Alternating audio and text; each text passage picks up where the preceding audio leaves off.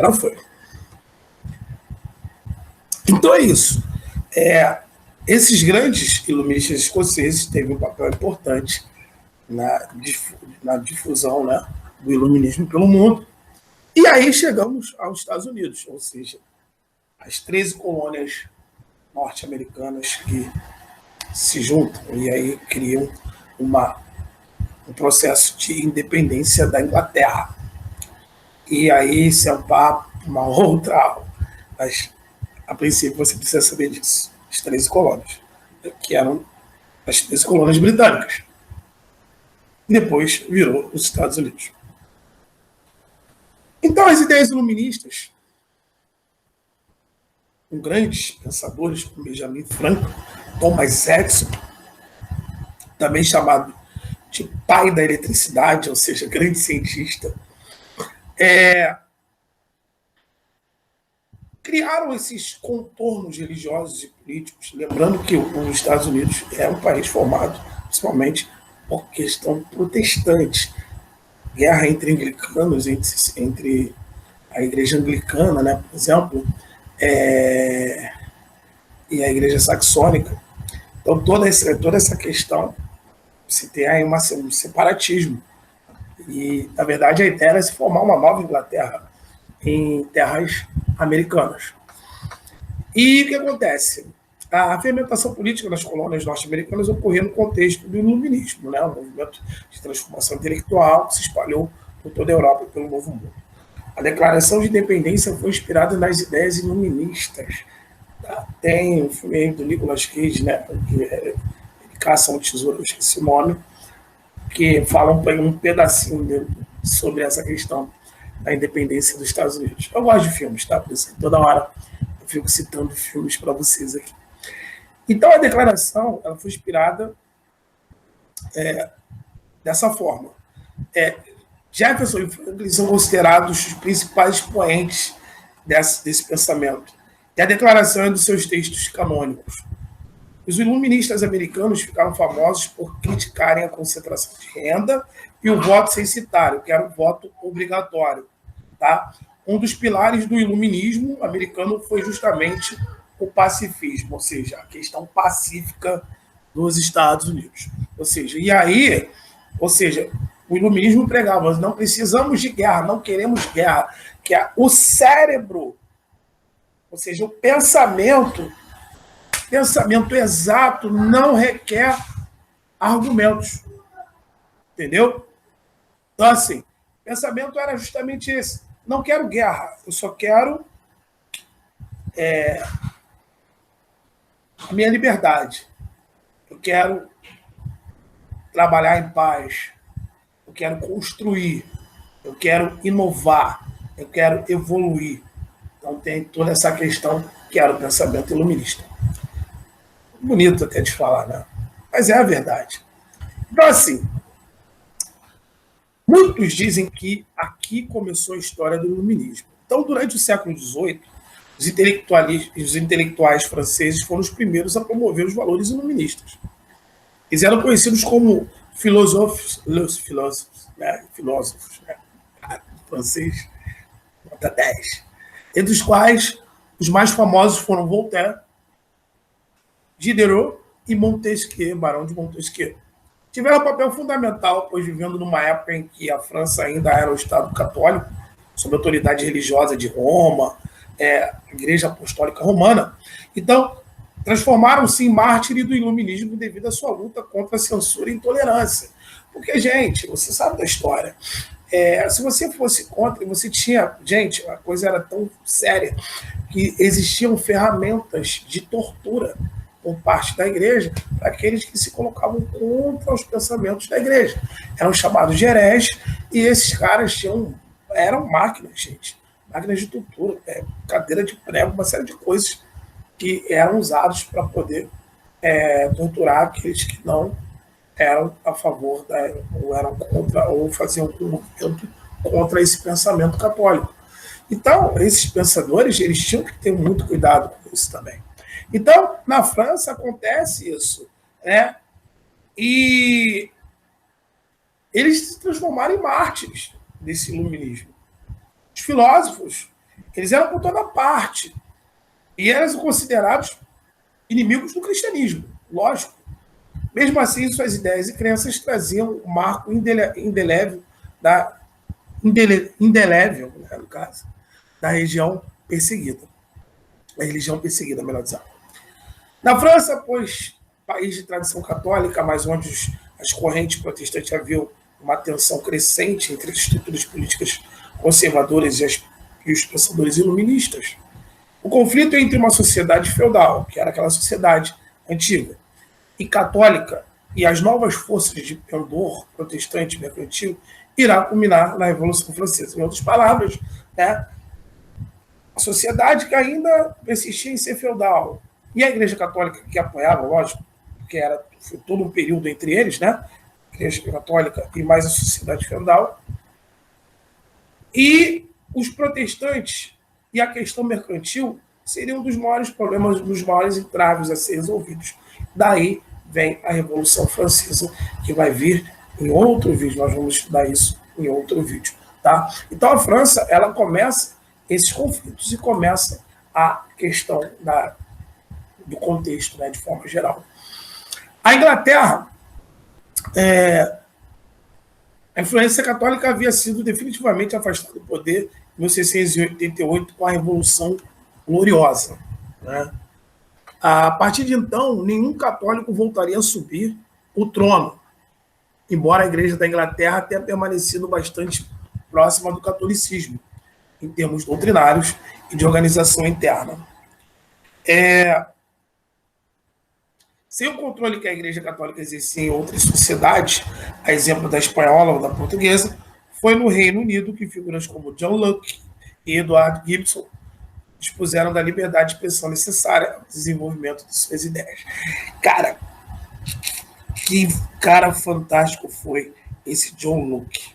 Você não tem ideia do que esse cara fez. A gente vai falar um pouquinho lá na frente sobre ele. Mas o importante é você entender é que esse filósofo inglês, ele foi o pai do liberalismo. Tá?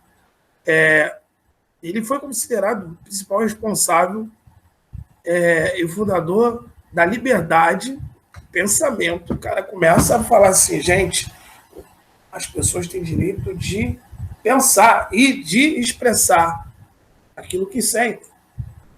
Então, ele é o pai do empirismo também.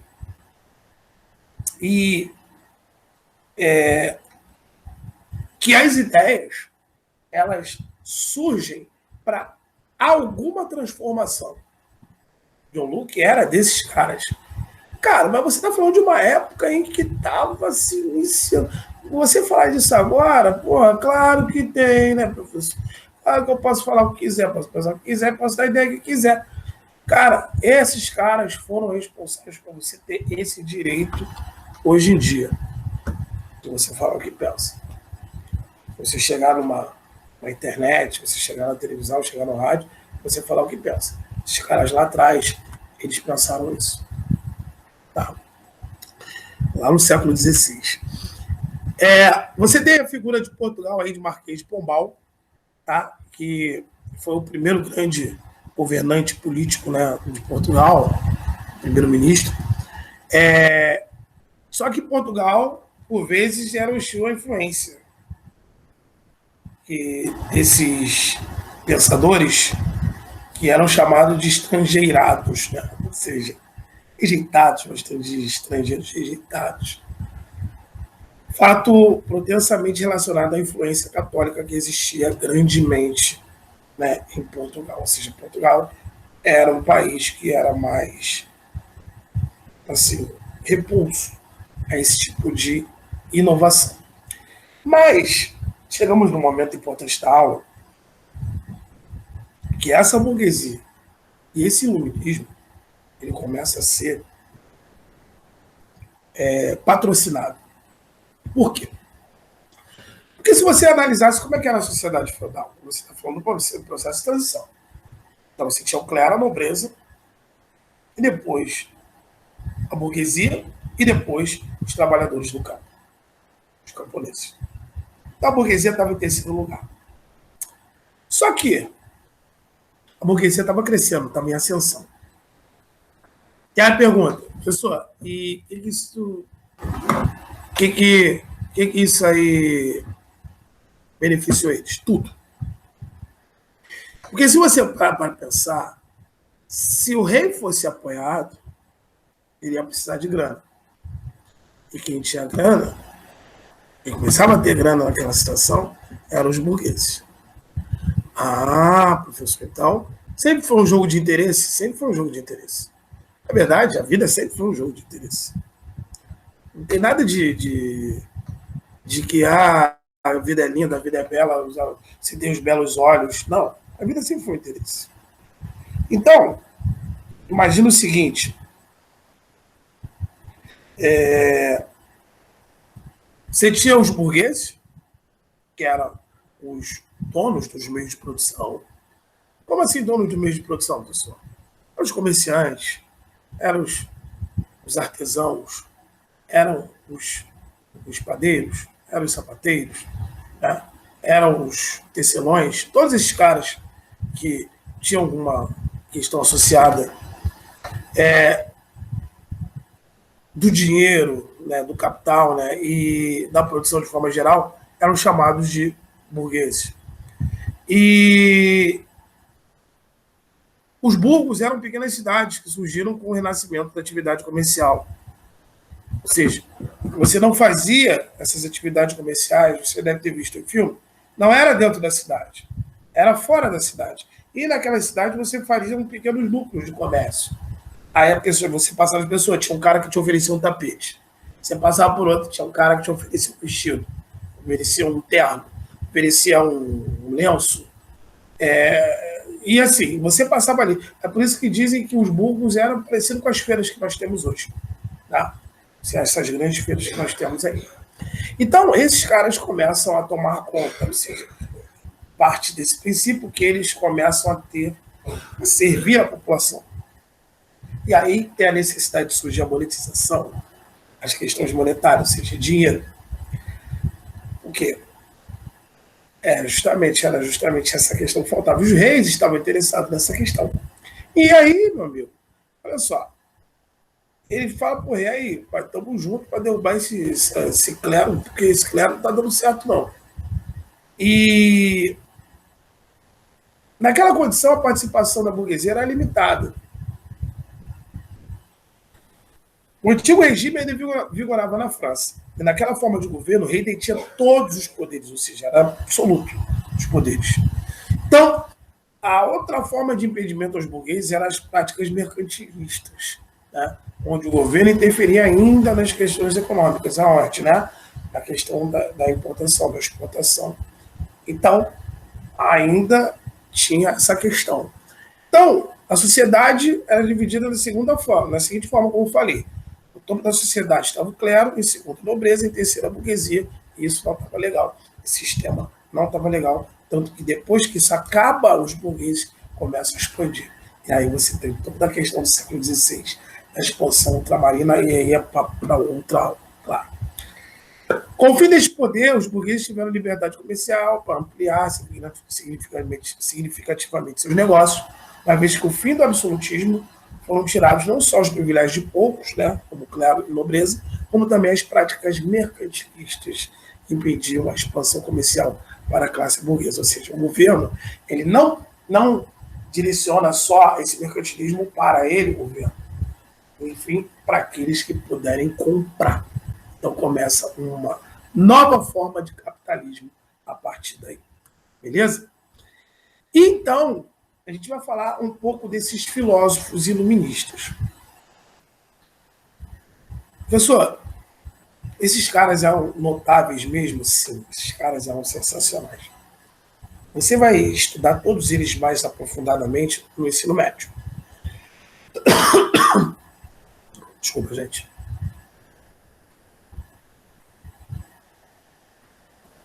Um suquinho de manga para poder dar um levante. Então, John Locke,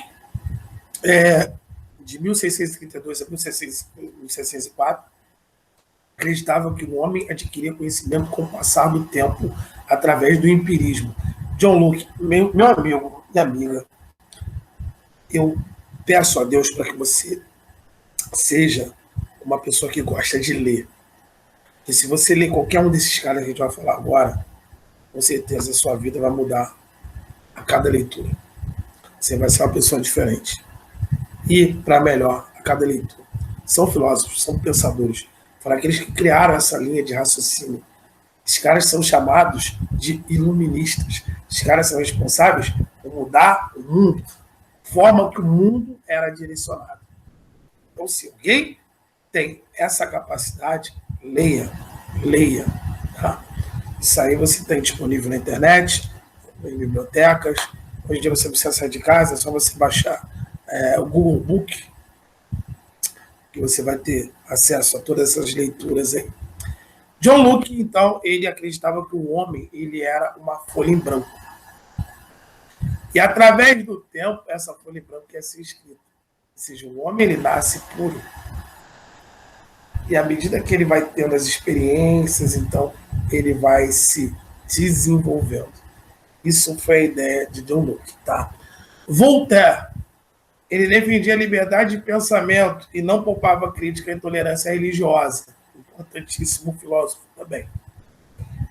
Voltaire, só você ter uma ideia, ele dizia que a questão, se você questiona uma outra pessoa por não ser da mesma religião que você, isso quer dizer que te falta conhecimento para entender a outra pessoa. Ou seja, você é um ser humano incompleto. Imagina o cara dizer isso na sua cara, numa época difícil, complicada, que a Igreja Católica dominava. Então, Jean-Jacques Rousseau, né, ele defendia a ideia de um Estado democrático que garanta a igualdade para todos. Rousseau, né, que começa a dar bases aos direitos civis, né, ou seja, ele defendia que todo homem era igual perante Deus, todo homem deveria ter os mesmos direitos e privilégios.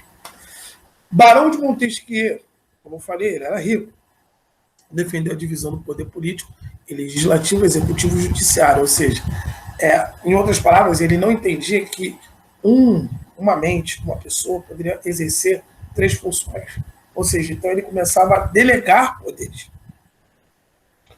Quem fosse mais capacitado faria parte do executivo, do judiciário e do legislativo. Lembrando que o legislativo seria aquele que iria elaborar as leis. O judiciário julgar e o executivo, lógico, né, executar aquilo que foi escrito pelo legislativo. Então, Montesquieu foi importante para essa divisão. Nós estamos aqui, nós somos um país democrático, nós somos um Estado democrático de direito. E esse pensamento é iluminista. Você vê? Denis Diderot, né, e Jean Leronde Alembert, juntos organizaram uma enciclopédia que renuncia a conhecimentos e pensamentos filosóficos da época. Daí vem a origem enciclopédia. Ou seja, era um volume de 35 livros. E eles diziam vários pontos, né, que não concordavam em vários tópicos de evolução da sociedade contra os conhecimentos e pensamentos filosóficos da época. Bento de Spinoza defendeu principalmente a ética, o pensamento lógico, ou seja, a escola racionalista, que vai envolver René Descartes também. David Hume foi um importante historiador e filósofo iluminista escocês, relutou o princípio da casualidade e defendeu o livre-arbítrio e o ceticismo radical. Então, assim, liberdade, em outras palavras, ou seja, ser livre para fazer o que você quiser, e o ceticismo radical, ou seja, o extremo, o extremista. E nós chegamos, se você um dia for estudar economia, você vai estudar esse cara, tá? Adam Smith. Ou seja, se um dia você for estudar economia, se um dia você for fazer matemática financeira, você vai estudar esse cara aí, ó, o pai da economia clássica, o economista e filósofo inglês, Adam Smith, grande defensor do liberalismo econômico. Gente, que é Adam Smith. Vou falar para você, leia, gente, leia, porque você com certeza vai crescer e muito. Professor, que está toda hora olhando para baixo, porque é o seguinte, eu estou aqui com o meu celular espetado no computador e toda hora eu fico aqui montando a tela, porque tem uma tela espelhada aqui e tem uma tela espelhada aí. Então, assim, eu fico com medo de que se qualquer coisa acontecer, alguma coisa com o computador, então eu tenho uma outra tela aqui. Então, quando eu for quando eu for mudar de tela, eu tenho que mudar também aqui a tela do computador, certo? E só você entender o que Adam Smith defendia, ele defendia que a riqueza de uma nação era justamente a habilidade de produzir bens. Em outras palavras, para que uma nação seja próspera, ela tem que diversificar ao máximo que ela puder a sua produção de bens. E esse liberalismo falava sobre o quê, professor? Principalmente, defendia a propriedade privada, ou seja, se você tem dinheiro, meu amigo, você compra o tamanho da casa que você quiser. Entendeu? Compra a casa que você quiser, irmão. Essa é a parada. E ele dizia que o Estado só atrapalhava. Então ele defendia a não intervenção do Estado na economia. E o melhor de tudo, deveria existir uma relação, coisa que não existia, contratual entre patrões e empregados. Ou seja, seria o princípio de uma relação contratual econômica. Você me dá um salário, eu te dou meu esforço de trabalho durante um tempo. Eu preciso de um descanso, eu preciso de férias. Claro que não foi assim nessa ordem, mas seria, a princípio, esse pensamento. Então, o nascimento de uma relação contratual entre patrão e empregado. Adam Smith, ele começa a defender, era justamente isso. Não tinha propriedade privada, pessoal. Não tinha. Então, ele começava a defender essa propriedade privada, dizendo que a economia só ia evoluir quando o homem tivesse capacidade e condições de comprar seus bens e produzir seus bens. Certo? O gênio Adam Smith. Rodolphe Lecy, filósofo e dramaturgo alemão, eu falei meio que francês, né? Mas é Rodolphe Lecy. Não sei como é que se fala, irmão, gente formal. Filósofo e dramaturgo alemão, defendeu a liberdade de pensamento entre cristãos. Immanuel Kant, importante filósofo alemão, desenvolveu seus pensamentos nas áreas de epistemologia, ética e metafísica. Cara, o que foi Immanuel Kant? Assim, vocês vão aprender tudo isso, né?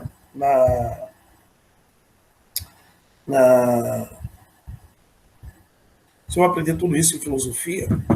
Mas, assim, Immanuel Kant, né, que o grande dramaturgo alemão, além de ser um dos pilares, né, desse pensamento, dessa maneira de que se faz hoje teatro, entre outras coisas que ele era um grande pensador. E algumas das frases aí eu trouxe para vocês. Ninguém pode me obrigar a ser feliz da sua maneira. Você é livre no momento em que não busca fora de si mesmo alguém para resolver os seus problemas. E fora as outras que ele tem. Tá? Isso aí eu trouxe duas aí que eu acho sensacional. Tenho certeza que muita gente vai sair daqui e vai botar isso no Facebook, principalmente a primeira. Pessoa, não uso mais Facebook, tá?